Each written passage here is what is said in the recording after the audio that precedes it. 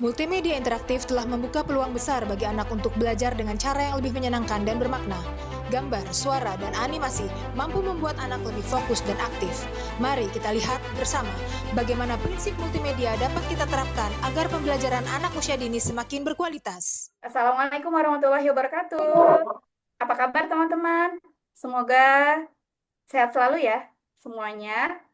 Perkenalkan, ada sahabat saya yang cantik ini, Ibu Dwi Aji Diliani, Halo, Assalamualaikum. dan saya Ibu Ibu Toro. Nunuk. Kami hari ini mau sharing ya Bu Dwi ya, terkait topik yang sangat menarik, yaitu tentang multimedia interaktif berbasis prinsip Mayer dalam pembelajaran anak usia dini. Ya, teman-teman semuanya, materi ini sangat penting ya, mengingat anak-anak kecil ya, yang bahkan belum bersekolah formal, sudah sangat akrab dengan yang namanya dunia digital. Anak usia 2 atau 3 tahun sudah pandai ya membuka YouTube sendiri ya, kemudian memainkan HP, games yang ada di HP, atau menggeser-geser layar tanpa perlu diajarkan terlalu banyak ya oleh yang lebih dewasa. Nah, fenomena ini tentu membawa tantangan tersendiri ya bagi kita sebagai pendidik atau praktisi pendidikan. Kalau dulu pembelajaran itu, pembelajaran anak usia dini khususnya hanya identik dengan bernyanyi atau tepuk tangan ya, atau bermain balok ya. Sekarang mereka sudah terpapar dengan media digital ya. Nah, pertanyaannya, apakah media digital itu bisa benar-benar dipakai untuk belajar atau justru membuat anak-anak kecanduan? Nah, di sinilah teori Mayer tentang multimedia interaktif bisa kita jadikan panduan. Prinsip ini membantu kita merancang media digital yang bukan hanya sekedar menarik secara visual, tapi juga benar-benar efektif dan sesuai dengan cara kerja otak anak memproses informasi. Nah, marilah kita ikuti selanjutnya Oke. yang akan disampaikan oleh Ibu Nunuk. Terima kasih, Bu Dwi. Teman-teman dilanjutkan ya.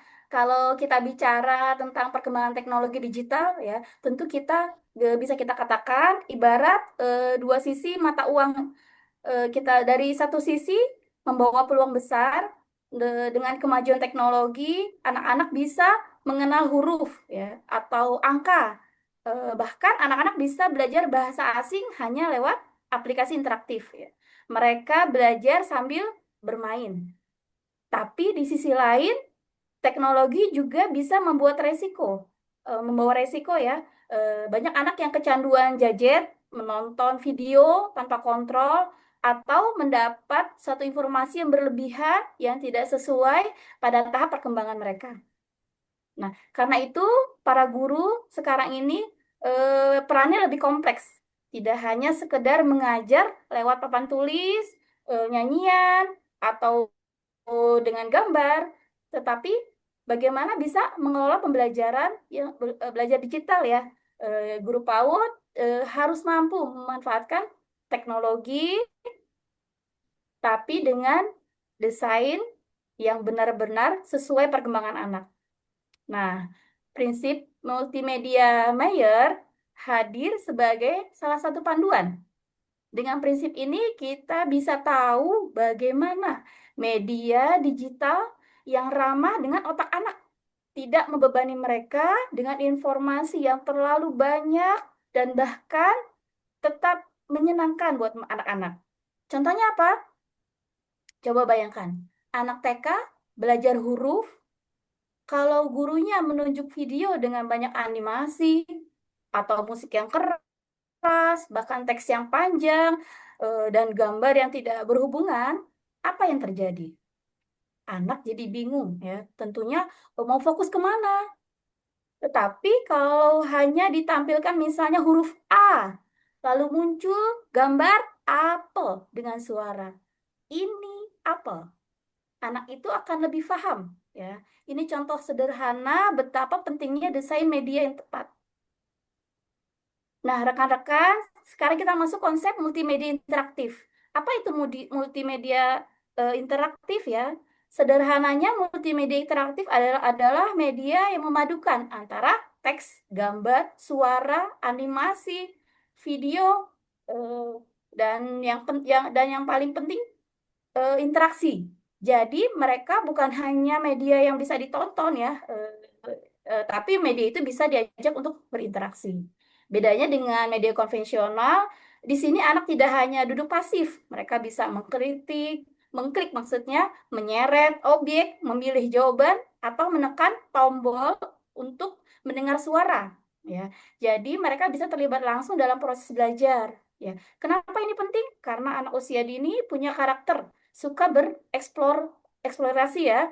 Mereka senang kalau bisa mencoba, memencet, atau mengendalikan sesuatu. Nah, multimedia interaktif memberikan ruang itu. Tapi tetap ada catatannya ya. Catatannya adalah kita harus memperhatikan kapasitas otak anak. Kalau medianya terlalu penuh dengan banyak animasi, banyak teks, dan suara bersamaan, anak justru bingung.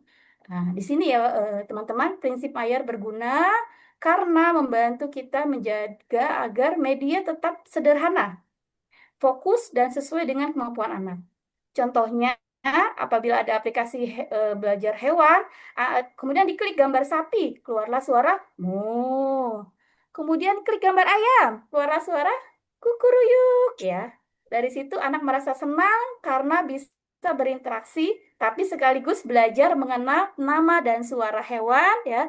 Itu adalah contoh multimedia yang interaktif yang sangat sederhana ya, yang efektif. Ya, selanjutnya kepada Bu Dwi. Baik, terima kasih Bu Nunu. Kita lanjutkan dengan prinsip multimedia Mayer. Richard Mayer, seorang ahli psikologi pendidikan, mengembangkan 12 prinsip multimedia.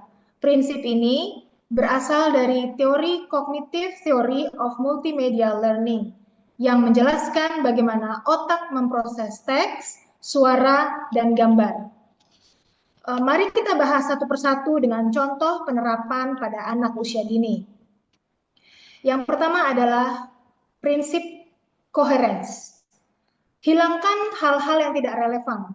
Kalau contohnya, kalau kita mengajar huruf A, jangan ada musik rock atau animasi yang berlebihan yang tidak ada hubungannya dengan huruf A tersebut. Lalu ada juga yang kedua signaling. Beri tanda penting, misalkan pada saat mengenalkan huruf A, tampilkan panah merah menunjuk ke huruf tersebut, ke huruf yang sedang kita ajarkan. Lalu juga ada yang ketiga, prinsip redundancy, yaitu jangan memberi teks panjang sambil ada narasinya. Karena apa? Karena anak akan menjadi bingung. Jadi, lebih baik gambar apel dengan suara saja. Ini apel, seperti itu. Lalu yang keempat adalah spatial contiguity, yaitu prinsip yang letakkan teks dekat dengan gambar.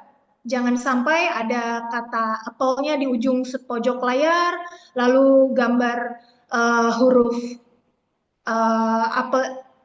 apelnya, tulisan apelnya ada di seberangnya lagi. Jadi itu uh, tidak match, ya, tidak dekat dan anak akan menjadi bingung.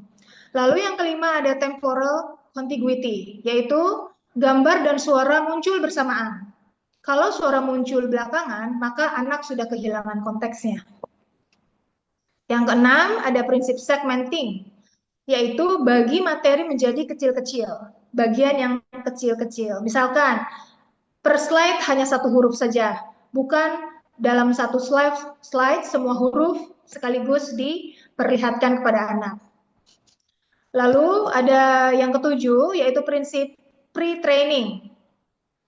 Di sini dimaksudkan kenalkan istilah-istilahnya dulu sebelum, contohnya bermain puzzle segitiga mencocokkan bentuk-bentuk. Nah, anak ditunjukkan dulu bentuk-bentuknya, diajarkan dulu bahwa ini adalah bentuk segitiga, ini bentuk lingkaran, ini bentuk bujur sangkar dan sebagainya. Lalu ketika bermain dalam game interaktif multimedia, anak-anak sudah paham seperti itu.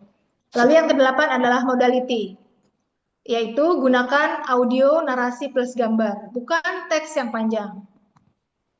Lalu selanjutnya prinsip multimedia, yaitu gabungkan kata dan gambar, itu akan lebih efektif daripada hanya kata saja. Lalu yang ke-10, personalization. Gunakan bahasa sehari-hari yang ramah kepada anak di dalam videonya. Contohnya seperti, hai adik-adik, yuk kita belajar bersama. Jadi anak-anak akan merasa dekat. Seperti itu. Dan anak-anak merasa mereka sedang diajak untuk belajar bersama. Lalu yang ke-11 itu voice, gunakan suara manusia yang hangat dan bukan suara robot. Sama seperti tadi personalization, supaya anak merasa diajak belajar bersama walaupun hanya melihat dari layar seperti itu. Lalu yang terakhir adalah embodiment. Gunakan animasi dengan gerakan tubuh. Misalkan tokoh animasi yang tersenyum atau melambaikan tangan. Kalau semua prinsip ini kita terapkan, hasilnya anak akan menjadi lebih fokus, lebih betah, dan lebih mudah memahami apa yang kita ajarkan. Dan pastinya anak juga akan mendapatkan momen belajarnya. Lalu selanjutnya, relevansinya untuk anak usia dini. Lalu kenapa prinsip Meyer ini sangat relevan untuk anak usia dini? Karena anak kecil mempunyai keterbatasan memori kerja, mudah bosan dan lebih suka belajar lewat visual audio dibanding dengan teks. Nah, prinsip Meyer ini membantu menjawab kondisi ini. Dari prinsip-prinsip tadi itu, Meyer yang relevan untuk anak itu adalah segmenting. Anak belajar bertahap info-infonya. Karena tadi hanya satu layar satu gambar, satu layar satu huruf, tidak semua dalam satu layar semua huruf, maka anak akan mendapatkan info yang bertahap. Contohnya misalkan slide pertama huruf A dulu, lalu slide selanjutnya satu huruf B dan selanjutnya C dan sampai seterusnya. Nah, anak-anak akan lebih bisa memahami jika seperti itu. Lalu modality di sini dimaksudkan gambar dan suara lebih mudah dipahami anak. Anak lebih cepat belajar kalau sambil mendengar. Jadi modalitas belajarnya tidak hanya melihat saja, tidak hanya visual, tapi juga audio.